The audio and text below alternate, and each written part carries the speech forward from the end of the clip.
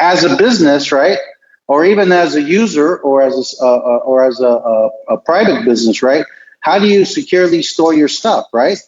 I mean, this is management restructuring at a company. This is your house catches on fire. I mean, what technology platforms or capabilities are you aware of that can benefit people in that kind of oh shit situation?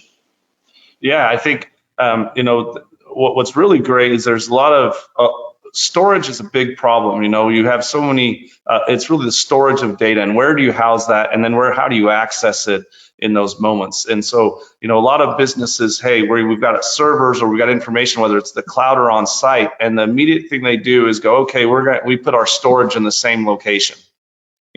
Well, that's a very poor decision because, wow, if that location goes down and your regular services aren't available, then what's the point of having all of your backup data there? So there's a lot of great, third-party solutions that can have like the Rubrics of the world. Rubrik is a great product, but it only sells to the Fortune 1000 companies. Well, okay, what does that do for everyone else? So there's a lot of other solution providers that are adding benefit there where you move your data off with the right technology, like an SD-WAN technology and right operator, into a central other location, not in the cloud, that allows you, hey, if the cloud goes down, I mean, everyone's heard of AWS failures, right? I mean, they had a couple months ago, they had 4 global failures in a matter of 3 weeks, okay?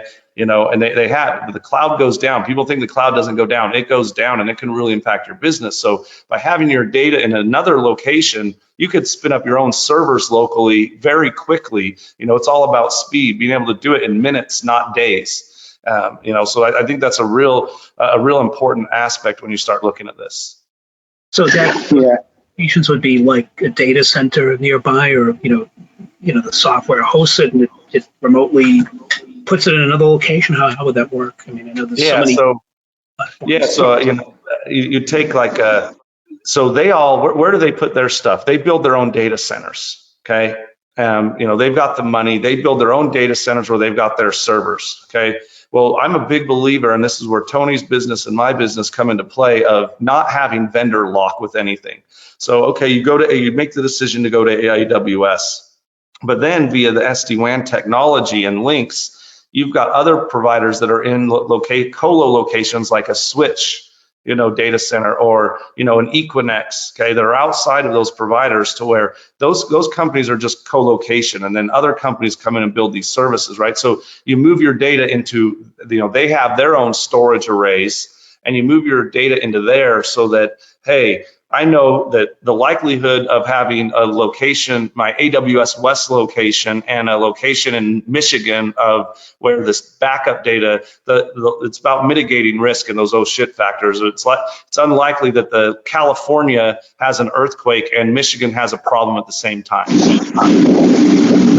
Yeah. So Darren, Sean, so we're actually in the middle of launching what's called the CallTek Superloop. So we have a gigabit connection, originating in Asia, heading 2 landing points, one in Los Angeles, one in San Francisco, and then going from Los Angeles, to our data center in Orange County in Irvine, California, and then a 10 gig link up to Vegas, switch data center, and then the other one going from San Francisco to Tahoe to Vegas, right? So now, Darren, an oh shit moment at a data center doesn't need to include any kind of natural disaster. Sean, every data center has to do a series of checks on a monthly basis, right? One of those checks is, fire alarms, right?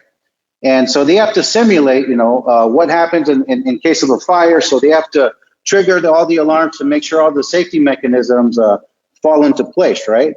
So a no shit moment could be, hey, the company that's responsible to do this kind of testing on a monthly basis restructures. They send a kid, a greenhorn, to the facility, and he flips the wrong switch on a Friday afternoon, and then everything goes haywire. You lose power, right? Everything goes dark, and then when everybody figures out that it was the greenhorn that did it, they say, "Where is he?" And they say, "Oh yeah, he's stuck in traffic." That's a no shit moment. Right. Yeah. However, and it's real. That's a realistic scenario, right? yeah, You know, you look in the marketplace, private equity firms, right? Private equity firms are getting so big, and what are they doing? They're buying up businesses. Their first role is to restructure and reduce costs so that they can, increase their profit. And it happens a lot, and that actually hits on a good point, Tony, of which, again, why I think that every business and every solution provider, every business should really talk about going with a provider that's agnostic, like a CallTek, that has locations across the globe with people that can look at stuff, geographic redundancy, but also around the solutions that they pick, to where you're not vendor locked. You don't want to be in with a big carrier, right, and be locked into that carrier, because if they fail, you fail. right. You want to, And also, I guess a big takeaway is don't allow any critical system to be tested on a Friday afternoon. never.